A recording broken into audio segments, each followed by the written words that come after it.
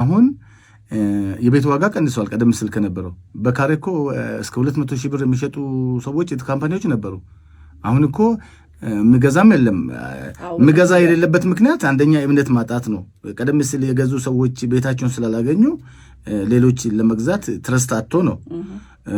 ያ ብቻ አይደለም ዋጋውን የቀነሰው የህግ ማቀፉ መውጣቱ ራሱ እንዲረጋጋ ገና ህጉ መሬትን ሳይረግጥ ራሱ ወጪዎቻቸውን በማስላት ዋጋዎቻቸውን የቀንሱበት ነገር አለ። የህግ ማቀፉ ስርዓት ሲይዝ ቅድም እሷ እንዳለችው ስርዓት ሲይዝ መሬት ሲይዝ ተወዳዳሪነቱ በዛ ልክ ካልኩሌት አድርገው ነው። ዝም ብሎ ባቦሰጥ አይገባም። ያ ተወዳዳሪነት ሲኖር በሚያዋጣሽ ካልኩሌት አድርገሽ ትጨጫለሽ ማለት ነው። ስለዚህ የተረጋጋ ገበያ ይኖራል ብለን ነው የምናስበው። በወንጀል የሚያስጠይቀውን ጉዳይ እኮ በወንጀል የተጠየቁ ኃይሎች አሉ። ለምሳሌ ሜክሲኮ አካባቢ ስም መጥቀስ አያስፈልግም። 1 ካሬ ሜትር ቦታ ሳይኖረው ዜጎችን አሰልፎ ብር የተቀበሉ ድርጅቶች ነበሩ። ቅድም እንደነገርኳችሁ ህዝባችን አማኝ ነው። በማመን ተሰልፎ ብር ሰጠ 1 ካሬ ሜትር ቦታ ሳይኖረው። እነዚህ ሰዎች ወይንም ደግሞ አመራሮቹ በዚህ የተሳተፉ ሰዎች ተይዞ ጉዳያቸው የተደረሰበት በአካውንታቸውም በመዝጋት ወደ ህግ የሄዱበት ሁኔታ አለ። ወደፊትም የህግ ተጠያቂነት ያለበት አካል በህግ የማይጠየቅበት ምክንያት የለም። የሰው ልጅ ዓለም ላይ እኮ ህግ እንዲኖር የራሱ ፕሮዲውስ ያደረገው ህግ እንዲኖር የተደረገበት የሰው ልጅ ሁሉ ጊዜ በህግ መገዛት አለበት እና ከተለቀቀ እንደፈለገ ነው የሚሆነው። እንደፈለገ መሆን አለመቻል ራሱ ሰው ልጅ ያስተካክላል። መገደብ አለበት፣ መለቀቅ የለበትም እና በወንጀል የሚጠየቁ ሰዎች በወንጀል ይጠየቃሉ።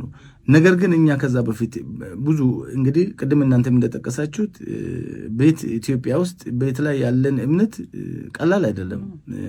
ቤዚክ ነገርም ነው። በእርግጥ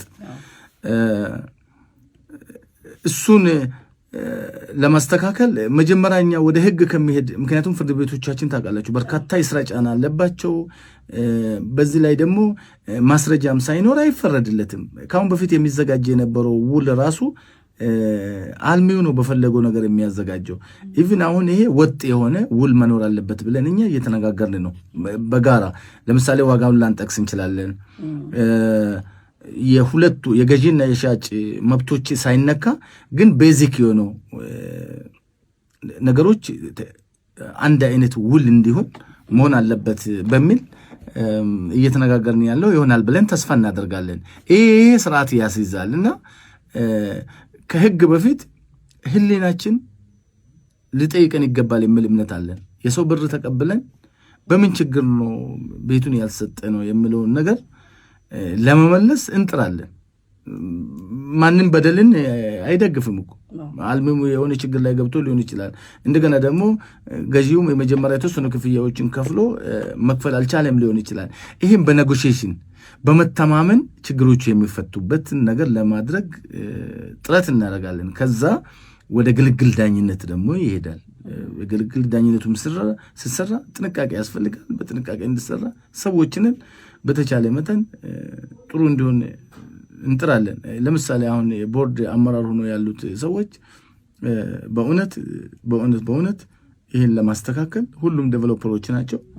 ይህን ለማስተካከል ቁርጠኛ አገራቸውን ሴክተሩን የሚወዱ የቦርድ አመራሮች ናቸው ያሉትና ዞሮ የቦርድ አመራሩ ብቻ ችግሩን አይፈታም። አባላቶቻችንም ልክ እንደዚሁ ሴክተሩ ተአማንነት እንዲኖረው ይፈልጋሉ። በምንገናኘው አጋጣሚ ሁሉ ስርዓት መያዝ አለብን የሚል በቁጥር በነገራችን ችግር ላይ የከተቱን ሰዎች እኮ ብዙ አይደሉም። ምናልባት 5%፣ 6% ወር 2-3% ሊሆን ይችላል። የተወሰኑት ጥቂት ሰዎች ባጠፉት ግን ሴክተሩ ተአማንነት እንዳይኖረው አድርጓል በህብረተሰባችን መሃል። ይሄን መመለስ ነው። ከዛ በኋላ ወደ ዋጋው መምጣት ይቻላል። በሪል ስቴት አልሚዎች በኩል የሚነሱት የግብአት ዋጋ መናር፣ የሚያለሙበትን መሬት በበቂ ሁኔታ ለማግኘት፣